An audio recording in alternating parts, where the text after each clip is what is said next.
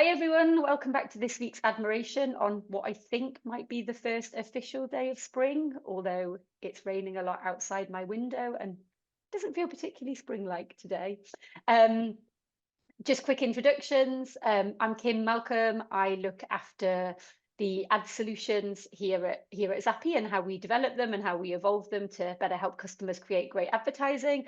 And I'm joined by Isa. And I'm Isa Franzini, and I'm an insights manager at Zappi.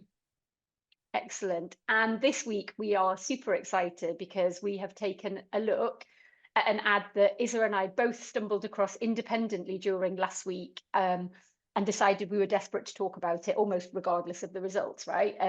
Which is the Kahlua ad that they launched for St. Patrick's Day. Should we take a look at it, Isa? Yeah, let's do it.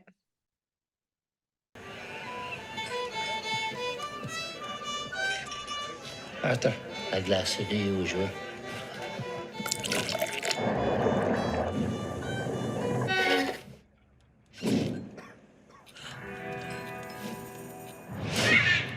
Who's your man?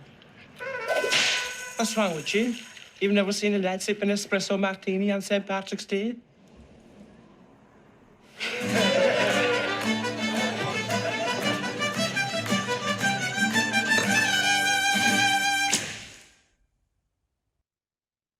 Excellent. Well, there's so much about that I personally enjoyed, the whole atmosphere and everything, but let's go and have a little look at what people in general thought about this particular ad.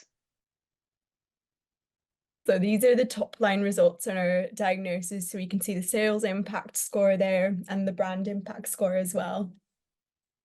Excellent. Yes. So if we look at the sales impact, the more immediate ability to drive outcomes, it's particularly high. And I guess that makes sense to some degree because yes, it should help Kahlua in the longer term as well. But it's obviously particularly trying to associate it with the idea of being able to be a drink you could have in a pub and a drink that you might want to consider for St. Patrick's Day as well. So yeah, that makes a lot of sense. What else do we see if we look a bit more closely? A lot of positives. Yeah, definitely a lot of positives. Really high overall emotional scores, strong intensity there. We'll see there was a number of emotions that spiked throughout the ad, which is really positive, kept people engaged throughout. Excellent. Shall we jump straight to the emotion then? Because it does look to be particularly strong. Yeah, definitely. So if we look at the overall emotion, obviously at a very top line level, significantly above the norm, but then we can see what's truly kind of shining through. That laughter massively above the UK norm. Surprise tends to be quite low for the average ad, and even though it's only at 6% here, it is significantly above what we would see normally. A good amount of love there, and obviously with the presence of strong laughter, a bit of surprise and a decent amount of love, the like does tend to be a bit more toned down. That makes sense. And even if we look right at the bottom, like a smaller percentage who are saying that they didn't feel anything, which has got to be a good thing, right? It makes people feel something. Yeah. Excellent. Should we look at the story arc and how the emotions evolve over the story? Particularly, I'm interested in that surprise, I guess, as well, just to check where that comes from. Yeah, definitely. So if we just focus on the emotions that we want to have a look at, let's look at love, laughter, and surprise there. So we can see where there's different peaks of things. Obviously, the surprise in the pink, the laughter in the yellow, the love in the purple. So let's play the ad and see exactly when it happens. We'll get the sound off. So obviously Arthur comes in, orders as usual. There's love there with the type of beverage that seems to be being poured, and then shock from all the regulars at the bar, which is where the surprise comes in. A bit of laughter there with obviously the painting being in shock as well. And then he challenges everyone saying, can someone not have an espresso martini during St. Patrick's Day, which everyone reacts to a cheer, a bit of dancing, which kind of spikes the love there. And also a bit of a love spike towards the espresso martini call out and the brand itself. I mean, I think I just think that's a really nice story arc, isn't it? Like high Yeah. positive engagement throughout. Like it's kind of slightly slapstick humor, but really playing into the brand. And I guess we talked a bit about the surprise, but there's a few surprising moments. But the fact that the surprise is related to the actual brand that's being advertised here, I guess that seems quite important. But I also love the love that comes through at the end, and maybe we can look into this a bit more deeply, but it's like they're surprised that he's having that drink, but then everyone just carries on, like, I don't know, like he's accepted, and people love that, right? Because Yeah. suddenly it becomes a satisfactory drink to have, a new category entry point for the brand, to be something that someone can actually drink in a pub and enjoy in a pub, and particularly on St. Patrick's Day, like a really a kind of clever, funny, engaging story told overall. Yeah, definitely. Nice. I think the other thing that we saw when we were looking at the results was we had particularly strong purchase uplift, and of course that's more about the immediate impact of seeing the ad and whether it makes you want to more immediately consider, I guess, adding that to your portfolio or replacing what you do. And of course, that doesn't matter for all ads. Some ads just work in creating really good memory structure so that much into the future, when you have a need or an occasion, that brand's more likely to come to mind. But in this particular case, it looked like it was actually, through the story that it tells and the surprise of the man having the drink in the pub, it looked like it was generating much more immediate reappraisal of the Kahlua brand. Is that something we can look at a little bit more? Yeah, definitely. And the purchase uplift was quite powerful, particularly when you understand what it was coming from. So before seeing the ad, only 3% of people would have chosen Kahlua as the brand they would pick the next time they were buying spirits. And after exposure, that shot up to 22%. So the 19% being significant versus the norm is already quite impressive. But when you overlay that to the fact that pre-exposure, there was only 3% of people that would be picking the brand, that's quite impressive. Yeah, that's quite nice. And obviously this is all done before they've actually even had a forced exposure to the ad. So this is when they're watching programming and when they've seen this ad around other ads in a reel. And it's had enough of an impact, which makes sense because we thought it was highly engaging. It's had enough of an impact that people are, reconsidering whether it might be a brand that they would consider trying. That's really nice. Nice. Shall we dive a little bit as well into what people liked about the ad? I think we've seen some of that in the emotional journey that we saw, but maybe diving a bit deeper beyond the moments to the actual overall sentiment that they liked. Yeah, when we look at generally the types of things people liked, I mean, obviously we've talked about that emotional side of things. People found it funny, entertaining, but generally the scenario of it all, the characters, their facial expressions, the music and how that set the tone to the ad. If we have a look at maybe some of the comments around the characters, the unseriousness of it all and the humor that was portrayed, the reminder that St. Patrick's Day is around the corner and it's not all about drinking Guinness. That one's quite a nice one. It was funny and atmospheric. It portrayed the people present in an affectionate way. The music and setting added to the feel of the ad. People loving kind of the Irish accent, the vibe. The music in general as well was quite liked. The music, the graphics, the whole idea and the upbeat way that it shows Kahlua can be a drink that is used as a celebration drink. It shows the versatility of Kahlua, which again is like showing how it's being used in an espresso martini, and that I guess for someone who may not have come across the brand before or may not know how to actually use the drink, they're being very clever and kind of creating a usage occasion for the brand there. Yeah, I think that's really nice. And I just loved, there was something that you talked about, a couple of minutes ago, and it was around, I guess, around the idea of kind of acceptance, like the way all the characters behave, like it, I think that's a lovely sentiment that people can feel warm and fuzzy about as well, that comes through, which is nice. Okay, so if we dive back to our charts, I guess the one thing that we haven't looked too much at, but you could call it the elephant in the room, is around branding, right? So is it clearly an ad for Kahlua? And if we look at that a bit more closely, it's probably worth us explaining a little bit about our methodology, which is why this data is particularly useful. So what we do is we show people, people go to watch a bit of a program, a bit of an actual piece of programming. And in the middle of that programming, they'll come across 3 ads. And then they go back to their programming. And then when we go into the survey, we ask people which brands they remember seeing advertising for.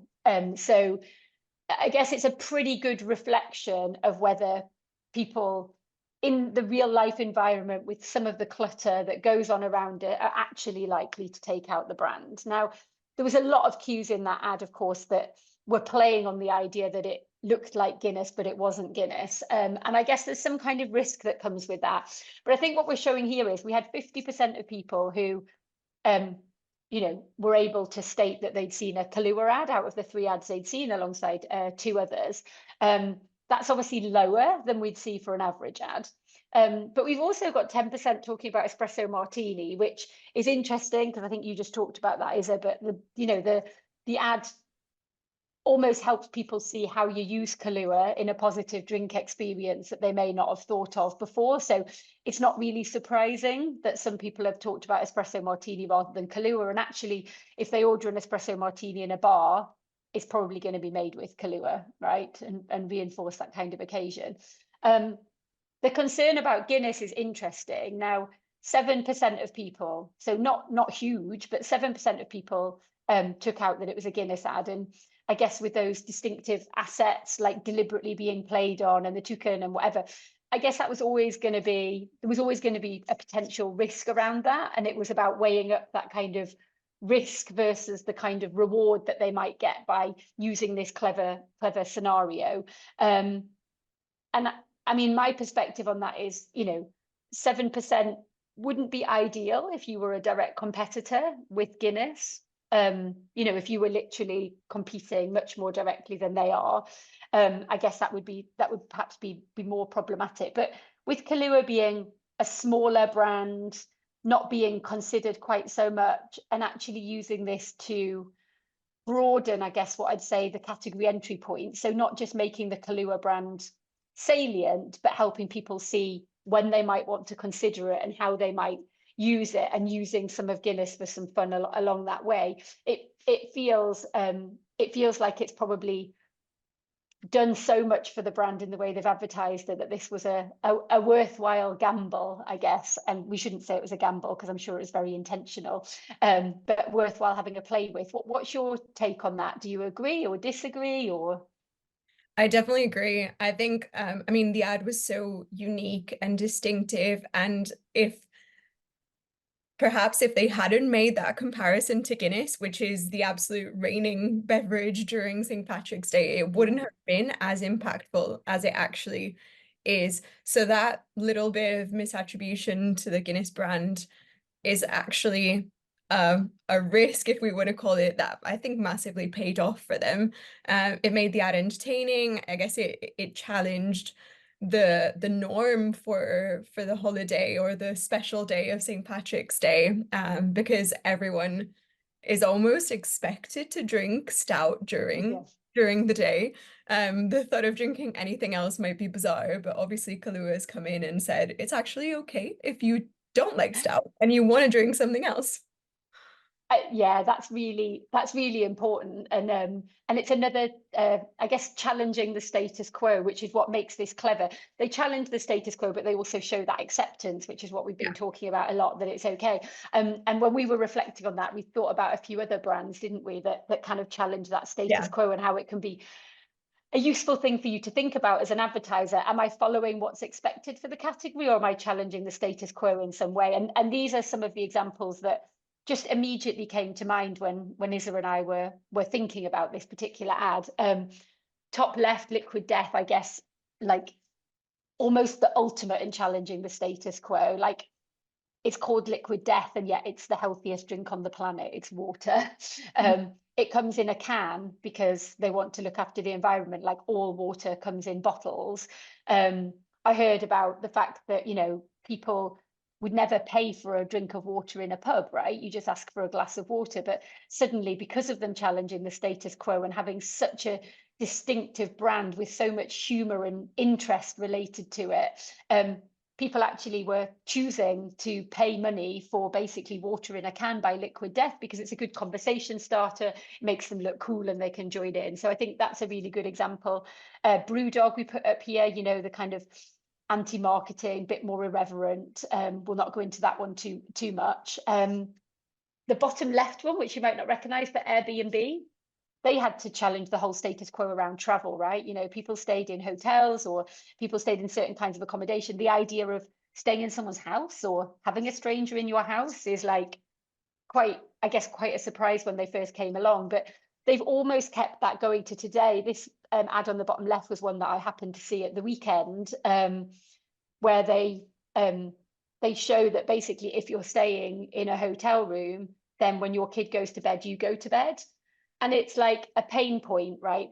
That anyone who's a parent will have experienced. I experienced it myself and have never forgotten waking up to a small child who's pulled themselves out of their travel cot and like staring at me while I'm trying to just quietly drink a glass of wine in the corner. You know, it's not what you would want, but they're kind of challenging the idea that the hotel room should be like the easiest place to stay, but actually it's not. It's really inconvenient in some ways. We've got the Moldy Whopper here, which doesn't need to say much more, but I'm sure no one would tell you that it was a good idea to show a bad version of your product in such bold display in out-of-home places. And yet it was a really clever way of, like, you know, challenging why something goes moldy or doesn't.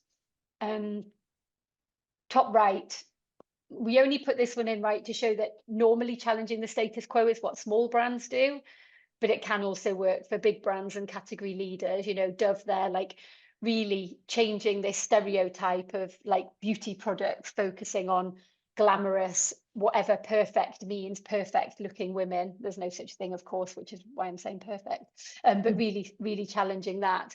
And then Isa, I loved it when we were chatting earlier. You're quite a fan of Oatly, aren't you? Yeah, I mean, I worked on the plant-based category for quite a while as well, but generally I'm a big fan of the brand, and others in the category as well. I think the category in general is a challenger, but Oatly advertises in a way, or started advertising in a way, that no other brand was doing. Essentially, I guess, like, challenging the fact that humans shouldn't be drinking cow's milk. It's not made for us, and it to them, obviously highlighting the fact that it's weird, it doesn't make sense. They do it in quite like a cheeky, playful way, very humorous, very attention grabbing, which is definitely captivating for anyone who kind of who sees their advertising. Yeah, and they've done it so brilliantly over time. Like, you just have to see that font and the kind of funny headlines and you know immediately that it's Oatly as well. Brilliant. Well, I hope everyone got something out of that. Well done to Kahlua. I can see that some people would consider it a risk, of course. You know, there was a challenge around Guinness, but overall I think we'd say it's a risk that's paid off, and it's been a brilliant opportunity for us to reflect on other brands that challenge the status quo and how that helps with advertising. So thank you, everyone, and we'll be back. Actually, we won't be back next week. We have a guest speaker, so you can all enjoy that one. We'll be back after we've had a wonderful holiday, right? I'm in Scotland. Isa, you're in? I'm in Egypt, so we'll be getting some sun. Yeah, well, I'll come back whiter, you'll come back more tanned, and we'll see everyone in a couple of weeks.